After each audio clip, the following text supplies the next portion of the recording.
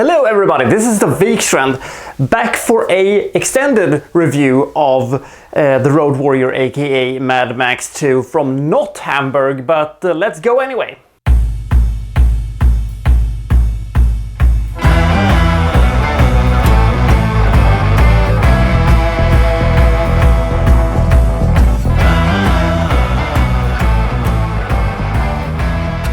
The end. There are few movies that has such a definitive ending to a character such as the Road Warrior. Max is standing banged and beaten up on the road, and they're tracking away, and you have the voiceover saying, "And the Road Warrior, that was the last we ever saw of him." It still gives me chills to this day. It is such a dark, such a brooding, and such a cool ending to the movie. And it was actually meant to be, the conclusion of the character of Max. This was meant to be, the end of it all. But a few years later, George Miller was developing a Lord of the Flies styles movie set in a post-apocalyptical, settings. And all of a sudden he thought, wouldn't it be good to have Max showing up here and being a character in this one. And that's the reason why we have Mad Max Beyond Thunderdome, one of my least favorite sequels of all time. Thank you very much for that, George. But anyway, as endings go, it is by far one of the bleakest, darkest, but also most satisfying endings I have ever seen. Lord Humongous backstory. There was a rumor that Gus, the partner of Max from the first movie, was actually the Lord Humongous, the Ayatollah of rock and rolla. It never gets old. They were the same people, and he had turned to the dark side and stuff like that. And it was a fun theory, but this was never the case. Just because a guy's face seems to be burned off and he has, this Jason Voorhees mask doesn't, automatically, connects him to a cop who was, burned in his car. The thing was, by the way, with the backstory thing, that George Miller told, all his, characters that they had to figure out their own backstories. I think that is kind of neat, by the way, figuring out your own backstory. A perfect anti-hero. Anti-heroes aren't anything new in the movie industry, but usually anti-heroes who are portrayed as anti-heroes usually have a tendency of going all hero in the end and start caring about the little man and saving babies and curing cancer or stuff like that. But Max really never does that. He never actually starts caring about the people that much. He still mostly cares about his own well-being. This is due to the fact that he has so few lines in the movie. He has 16 lines of dialogue. 2 of them are, "I just came for the gasoline," or something in the vicinity of that.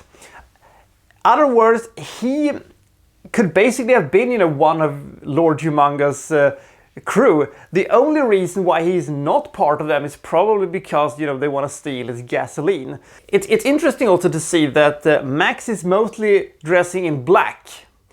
Lord Humongous' crew are also dressed in black. The gyrocopter guy, he's dressed in yellow because he's kind of a coward, and the people on the oil rig, they're mostly dressed in bright, almost white colors, signaling they're the good guys. But Max is almost a villain. It is just the fact that he's working for them out of necessity that makes him the protagonist. And that is the perfect example of an anti-hero, in my opinion. Betrayed. This is 12-year-old me speaking, but the thing is that every time I rewatch this movie, which I have done on multiple occasions, I still kind of get the same feeling, and that is that Max was betrayed by these, oil people. Because I thought that he was going to keep the oil in the, tank that they were driving. And when the oil tanker crashes and, sand comes pouring out, I thought, they screwed him. they screwed him. But then I'm thinking, hey, all of these other people, were they also screwed? Now, I know that that is not the case of the movie, but I can't get rid of the thing that, you know, Max was betrayed, and, you know, he didn't know that, you know, they were doing this. They didn't tell him that, you know, that he was a decoy, or he knew and he just, you know, oh, they actually did it. That is the thing I've always felt a little bit weird, because he has this weird expression on his face when he's discovering that they were not having, you know, oil in the tank, but they were having sand in the tank. It is just a weird little thing. They could have, you know, easily explained that away or something like that, but it's still a weird little sequence that made me a little puzzled when I was 12 and watching this movie for the first time. Wes, henchman extraordinaire. Henchmen, they're usually used for, you know, the purpose of having the villain, you know, sending out his underlings to do battle with the hero and stuff like that. They usually don't have that much of character to them. Wes looks at that and says, let me show you how it's being done, brother. Because few characters in this movie stands out as much as Wes. He's always at the center of attention. He's always doing stuff. He's, you know, the evildoer's evildoer, basically. He almost outshines the Lord Humongous in bad guy-ishness. And the fact is that he almost has, you know, more screen time than Lord Humongous, and he has, you know, almost more lines. And he's just such an iconic character, and he's just such an amazing villain. And there's just something at Wes that really fascinates me, and the fact is that he feels almost more important to this story than Lord Humongous. And also, he is the one who really has an axe to grind with Max, not as much as Lord Humongous. To Lord Humongous, Max is more of a, you know, one of these guys in the oil station. But to Wes, Max is the enemy. Max is the guy he really wants to kill, and that makes for a more interesting henchman that you usually have. Shane. Speaking of the anti-hero thing. Now, the Road Warrior, aka Mad Max, it reads more like a western rather than a post-apocalyptic action movie in a sense.